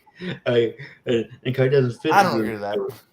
I don't know. I don't know. I think the bloodline thing is the best thing about it. Though Cody's thing is good, but so I don't know. I mean, he could still win. Cody could still win it, and then sort of maybe be a bit heelish and versus Jey. Well, and the same thing. And then my logic is, Cody can still win, and they can still continue the bloodline feud. Yeah. Now you finally have a conquered Roman who's now really about to lose it. Yeah. That being said, okay. I just maybe it's just me just wanting one's prediction so bad. I can't go against Jey. I can't be bold. Sorry. I want Jey to win. It makes sense, but I think they want to do Roman and Cody, so I'll go Roman. All right. Well, I think you guys are all wrong. Well, hey, you thought I was wrong with the Usos at Money in the Bank, and I was the only one that got that right. So I'm just saying. That's in the past, Richie. I'm just all in the business of Vince McMahon squashing dreams. So that's why Roman's still going to win this one because he beat Sammy, he beat Cody. He's going to beat Jey because just to keep sucking the wind out of the crowd. So he's squashing. He's the dream squasher. So I don't know. We'll see.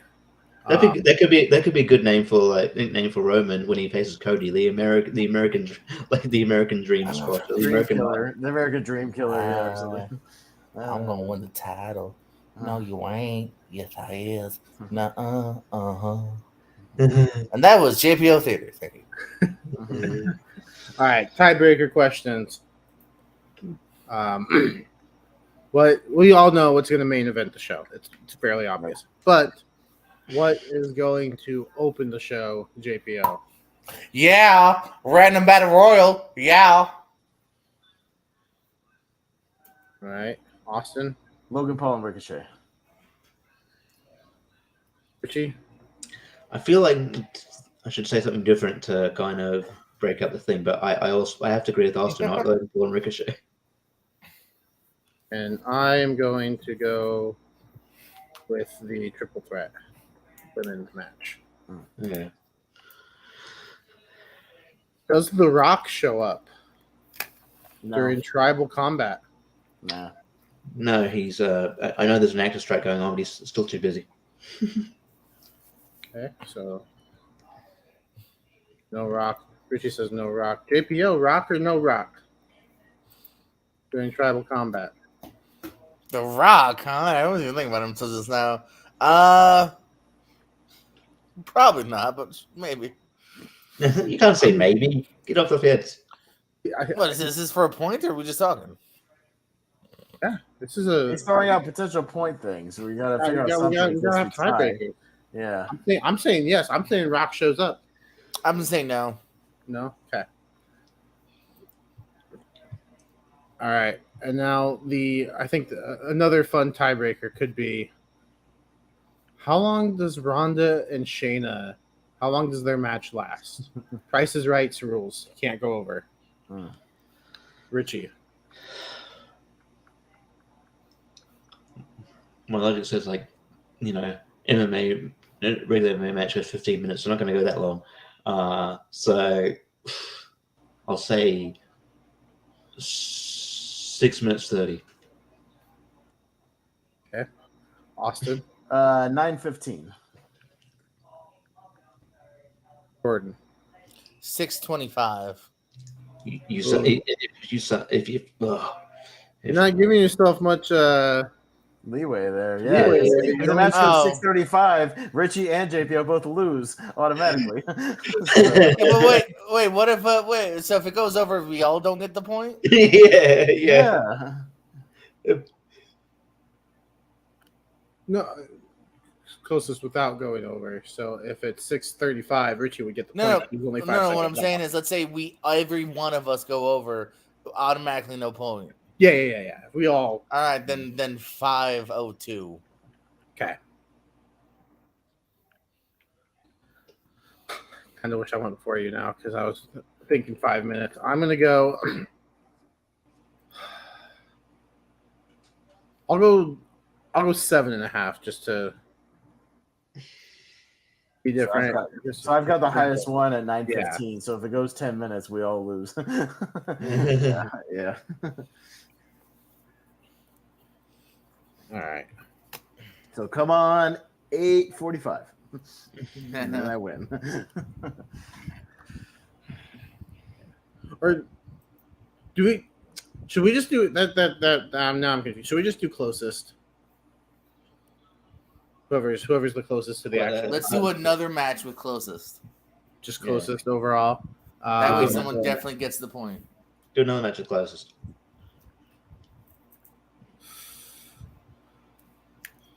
All right. Well, I mean, he's known for having shorter matches. How long do we think Cody and Brock is going to go this time? Austin. I think it'll go a little longer than the other ones just because it's the blow off, but still not like too long. I'll say 13 minutes. Okay, Jordan. I think the last one was like 9 or 10 minutes, something like that. I'll go. Just about that. I'll go 13. A little longer. JPO. 9:33. Okay, Richie. 11 minutes 30. 11:30. Mm-hmm. I'm gonna go 10:47. So that one will just be closest overall. So yeah, no, this. I got a suggestion. Okay. Let's time Roman Reigns' entrance Can't guess that right now. How many times will a song play through the whole Well, thing? because it's tribal combat, so he's gonna do extra tribal shit. So yeah, how long will Roman's entrance be? Yeah, By the time the song starts till they cut the music off, like When you literally? hear the music, yeah, exactly. Music to music. Till the music to music. That's. Oh, I was also thinking. All right. Will it be longer or shorter than Shayna and Ronda? Yeah. Yeah. So yeah, no, that's a good one. How long will Roman? It depends on how long. Where's the venue? Are they're in like a stadium in Detroit, right? I think is it Ford? Is it Ford? Okay, Field? so it's going to be a really long ramp in a stadium. So Yeah, it's Ford Field. Factor that into your predictions because yeah, it's going to be a long walk. You know what? I'm going. I predicted 7.5 for Shayna and Ronda. I'm predicting 7.5 for the entrance. Richie, I'll go that far. I'll go. Still not too long though. I'll go 4 minutes. Yeah, on the dog. all right, well, Richie's not winning this one. Austin.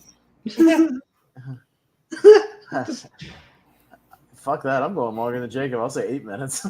Oh, okay. that dude's getting into Undertaker territory nowadays for entrance wise. Right? How long he can take to walk to the ring. Yeah, and it's tribal combat. So that's what I mean. Like they can hit his music, and like technically they can have like a tribal choir like singing his music at the beginning. Like who knows how long this shit will go? like it could be something like that. I mean, at WrestleMania they had people playing it on a piano for like 3 minutes before they even hit his real music. So yeah, who knows? JPO 6:43. Now we just said closest. We didn't say going over, right? Yeah, just closest. Watch Richie get it because like Jay attacks him before it even like really gets going, and it's like 10 seconds or 40 seconds. Yeah, he comes out and like Jay will already be in the ring, so yeah, that's what I'm saying. Well, watch like Roman's entrance had just started. It's like a minute in, and Jay's like, "Fuck this," and like just fucking he runs after him. Runs the ring and starts the match. Maybe run after him with a kendo stick or something to start beating shit. Yeah, or just charge him. Like I'm sure. I'm imagining like they're not going to be in gear. Well, I guess Roman doesn't really wear gear. But like I can imagine, I guess neither one of them wear gear anymore. I don't know what they're gonna wear, but I'm sure it's gonna be like a street fight. Yeah. Can you imagine if like Roman, Undertaker, Randy Orton, Triple H had a fatal 4-way match? That half an hour of that match would just be entrances. Be like, oh yeah, get to the ring. All right. Well, those are our predictions with our tiebreakers. So we'll see after Saturday who will come out on top. We'll come back next week, talk about the show. But between now and then, Richie, you got anything going on? Not much. I won't be silly and plug my actual comedy shows like I did on JPO's channel before. That was funny. But yeah, no. Tournament fights coming up, tier ranker. Yeah, obviously this. Combat Wrestling Trivia. I'll be facing on Friday. Me and Michael Turner match 9,207 in the tournament. So forever. Yeah, so that should be fun. And got a battleground thing coming up as well. Against my tougher opponent. I guess I could put just shout out here. It's Chad. We're based in Chad. So yeah, so that should be fun. That'll come out. We'll film that soonish. So yeah, should be. You have to get him in the open debate portion because he writes monologues for his portion. So yeah. Or take notes on his monologues and just get him in the open. Yeah. That's where he gets flustered, though. If you can fluster him. Yeah. No, I'm doing some research. So yeah. Yeah, I'll be knocking out Zachary Shelton in the opening round of tournament fights. We haven't done it yet, but I'll be doing that very soon. He was messaging me about you. Yeah, what? How to beat me? He can take all the advice he wants. I really hope I do good because I want to climb in the rings. Yeah, just good luck, bro. You're facing me in the first round, and I'm gonna knock your ass out. So, yeah. Anyways, quick point of order for next week's Lonely Marks. Are we going on Monday since it's a big pay-per-view that we do sometimes 52? We should. Yeah, we should. I'll message you in the group chat. I don't think my phone's on me. We I'm can do it after around. JPO's birthday ASAT on Monday. I'm writing him at 9:00, and then go right after that. Oh, I feel like that's the only thing I'm doing, so that might work. Yeah, might we can do it work. at 10. We still do it at 10, like normal time, just right after that. That won't take long. Yeah, I'm around. Especially if you guys want to play that, and then we just jump on and do Monday Marks right afterwards. Yeah. I don't have anything, so yeah, we will do You want to do that on SummerSlam. Monday? Yeah. We'll do it on Monday. Skip Thursday. Because you like to do that for the big pay-per-views, right? Yeah. Because I won't be able to watch it live, obviously, because I'll be at Collision. But I have Sunday off, so I'll watch it on Sunday. I'll watch the replay. So, yeah. We'll avoid the group chat then. Yeah, we'll just decide now. Well, two of us might end up watching it together. That's what I'm saying. I just won't be there for the live watch along like we usually do. What's doing? Because I'll be, but I could be texting you guys in the Lonely Marks group with Collision updates as they're going on. Nice. You could be that guy who was watches SummerSlam at Collision. Collision. I'll tell you what, I saw that there was one AEW review where I think that NXT, like that Dragunov match that I talked about, was going on at the same time, and there were people in the crowd watching it on their phones. I would not be surprised if I look around the crowd and people have the Peacock out just live streaming it simultaneously. I would not be surprised. I would not be surprised. So I maybe even in the same rows as me. So let's just say it wouldn't strike me as odd. I'll say that, especially in the downtime of Collision if they're doing in between stuff or whatever whatever. So I'm not going to do that. I'll just watch the replay on Sunday and give it my full attention. So I'm not that desperate. It's fine. But what else you got going on, Austin? Yeah. So Jacob, me and you will be hosting tournament fights tomorrow night. I'll be hosting. Jacob will be co-hosting with me, running the bracket because Jordan's going to be out of town. So we'll be doing that big animated tournament. That Jacob will be crying throughout the whole thing as he votes against. I don't know. I made the bracket, and there's not as many. I'm just saying, but as it goes along and they get tougher and tougher, I think first round's going to be okay. The second round, I'll have to console you throughout near the end of the tournament. The playing match sucks. Yeah, I will say that much. So we'll be doing that. So that'll be fun. We'll keep it breezy and keep it fun. Like I said, maybe before our Lonely Marks on Monday, JPO wanted me to write him a birthday match, so I'm going to do that. All data questions. So all who played this person, who directed this, these three people were in what movie? Oh, great. All data. So an IMDb match. So yeah, no plot match, no plot question match. So that's what JPO wanted. That's what I wanted to give him. So we'll do this on Monday. I like those ones because you can at least wager a good guess. Yeah, you can at least guess. Yeah. So I'll do that for him. He said no release dates though. So no. Yeah, I'll save that for Richie. You can say that for my one, which I requested that. So I asked Richie what he wants. He wants an all release dates match, so I'll give him an all release dates match. When I write that one, and not those stupid release dates like you wrote, where it's like, oh, name me 3 Sam Jackson movies from 2008. Fuck you, I'm not writing those. Those are stupid. I don't like reverse release dates. I want here's a movie or movies. What year did they come out? Here's 3 Sam Jackson movies. What year did they come out? What year did they all come out? Yeah, that's what I want, not the other way around. I hate the other way around. We'll be doing that on Monday. Mystery tournament on Tuesday. Wheel of Movies, our deep dive 1 hour thing. We decided in honor of rest in peace Paul Rubens. We'll just be jumping and doing a Pee-wee's Big Adventure review. So, which is on brand. Those bombs 128 anyway. So it's on that wheel somewhere. So we're just going to jump and do that because we feel it's appropriate there. So nice. That's what I got going on. Yeah, I finally sent my next 64 and 20 alternates to Jordan, so those are getting added to the wheel now. I was just being strategic, and I wanted to wait for some to get off the wheel, so those would have more of an opportunity, and there's a better chance for those to get spun. So that's Jacob, that is a Tim Burton movie. If you went in on that. When maybe I don't know if I'm doing anything. Oh, Wednesday nights are bad. Wednesday. That's right. Wednesday nights are bad. But I'll have to check. But I wouldn't mind talking some Pee Wee and Tim Burton. But I'll have to check. JPO.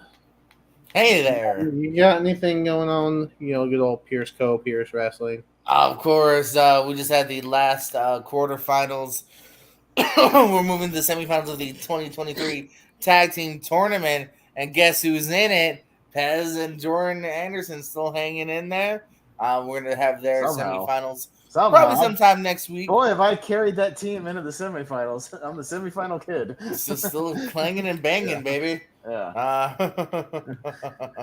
So we're gonna get to their match probably sometime next week or so. But we are nearing that here, semifinals, and as well as other trivia, of course, and fun on there, and Pierce Wrestling as well. We're continuing that tag team tournament next week as well.